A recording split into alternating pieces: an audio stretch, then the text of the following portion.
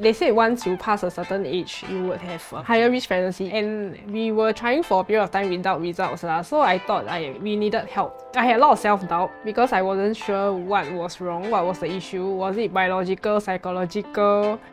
My parents have diabetes, that's why the doctor has told me that I may have this kind of risk as well, given the high BMI as well as family history. To me, I was like, where am I like?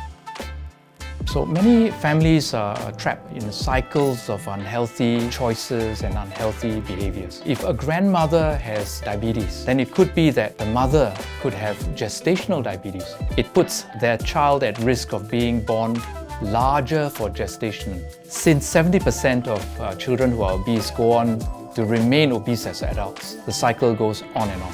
HELMS was designed to address these key challenges that we face today. So HELMS stands for Healthy Early Life Moments in Singapore. The overall goal of HELMS is to have healthier eggs and healthier sperm by having healthier parents.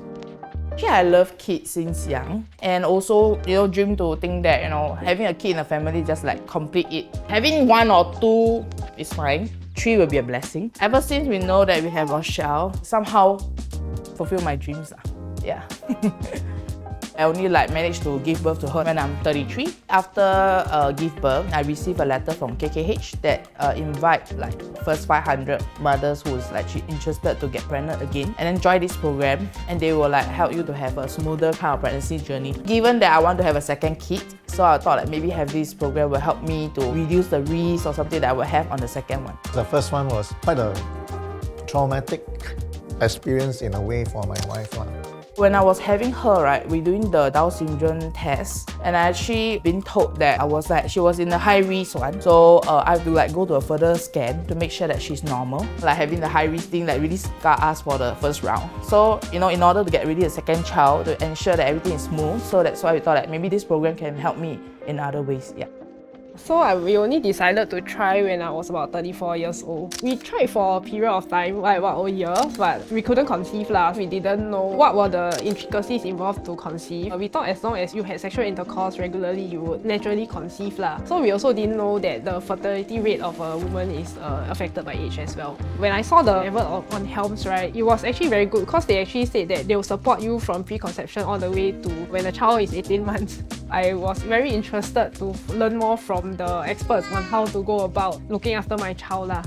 Maternal metabolic health is a growing concern, not just for mothers but also for children. We reached a peak childhood obesity rate in 2021 of 16%, and in KK hospital 50% of early pregnancy women have overweight or obesity. Mental health is a growing concern. 10% of women before, during and after pregnancy are either depressed or anxious. HELMS envisions that we can get a healthier population. If we pay attention to families, it might take some time to reach there, but you've got to start somewhere. The very first visit I had with HELMS, they actually did a full body checkup. He asked us how long is your period length and everything to recommend when we should start having intercourse. The reason is because we kind of counted the ovulation cycle wrongly.